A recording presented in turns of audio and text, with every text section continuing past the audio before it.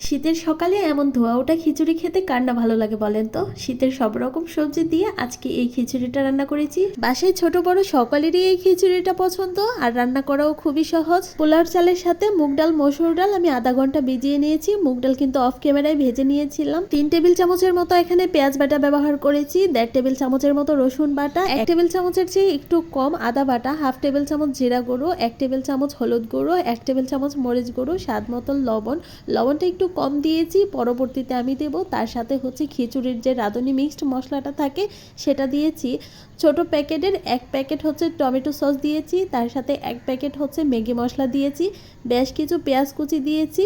পেঁয়াজ কুচির পরিমাণটা একটু বেশি করে ব্যবহার করেছি। তার সাথে 2টা তেজপাতা, 2টা করে লবঙ্গ, দারচিনি, এলাচ আর বেশ কিছু কাঁচামরিচ দিয়ে দিয়েছি। সয়াবিন তেল দিয়ে দিয়েছি পরিমাণ মতো, তার সাথে পরিমাণ মতো সরিষার তেলটাও দিয়ে নিচ্ছি। সরিষার তেলটা দিলে কিন্তু খিচুড়ির স্বাদটা আরও বেড়ে যায়। এখন সব কিছু একসাথে খুব ভালোভাবে আমি মেখে নেব। যখন মাখানো হয়ে যাবে তখন এর মধ্যে আগে থেকে কেটে রাখা সবজিগুলো দিয়ে দিচ্ছি। এই সবজিগুলো কিন্তু আমি রাতের বেলা কেটে নর্মাল ফ্রিজে রেখে দিয়েছিলাম, সকালবেলা ধুয়ে নিয়েছি। এখানে 7-8 পদের সবজি আছে। মশলা মাখানো চালের সাথে সবজিগুলোকে আমি উপর নিচ করে খুব ভালোভাবে মেখে নিচ্ছি, যাতে করে সবজির গায়ে গায়ে মশলাটা লেগে যায়। আর সবজির পরিমাণ আর চালের পরিমাণটা কিন্তু একই রকম নিয়েছি।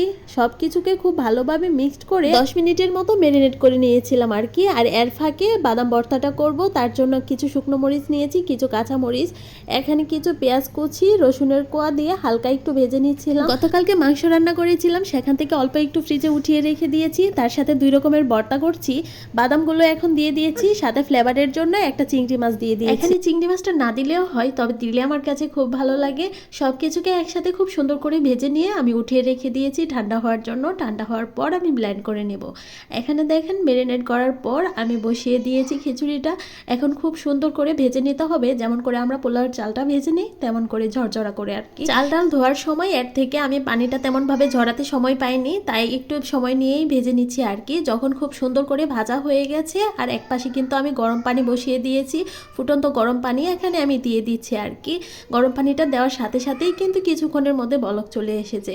আর এভাবেই আমি ঢাকনা দিয়ে ঢেকে রেখে দিয়েছি। যখন এর মধ্যে একটা বলক চলে এসেছে তখন আমি খিচুড়িটাকে দমে রেখে দিয়েছি। এদিকে হচ্ছে বাদাম ভর্তাটা ব্লেন্ড করে নিয়েছি। বাদাম ভর্তাটা দেখেন কতটা আটালো হয়েছে, খেতেও কিন্তু ভীষণ মজার হয়েছিল। অফ ক্যামেরায় আমি মরিচ ভর্তা বানিয়ে নিয়েছি, আর ওইদিকে কিন্তু খিচুড়িটা খুব সুন্দর করে হয়ে গেছে। উপর দিয়ে সামান্য পরিমাণ ঘি আর হচ্ছে ধনিয়া পাতা দিয়ে দিয়ে সবকিছুকে এখন খুব সুন্দর করে মিক্সড করে দিচ্ছি। সবজিগুলো সেদ্ধ হয়েছে, তবে একবারে গলে যায়নি, আর এরকমটাই আমি চেয়েছিলাম। সবকিছুই কিন্তু খুব সুন্দর ঝরঝরে হয়েছে। তারপর উপর দিয়ে কিছু পেঁয়াজ বেরেস্তা দিয়ে দিয়েছিলাম। সকালের নাস্তায় ধোয়া ওঠা এমন গরম গরম 1 প্লেট খিচুড়ি হলে আর কিছুই লাগে না। আজকের ভিডিওটি এখানেই শেষ করছি। কেমন হয়েছে কমেন্ট করে জানাবেন। সবাই অনেক বেশি ভালো থাকবেন, আমাদের জন্য দোয়া করবেন। আল্লাহ হাফেজ সবাইকে।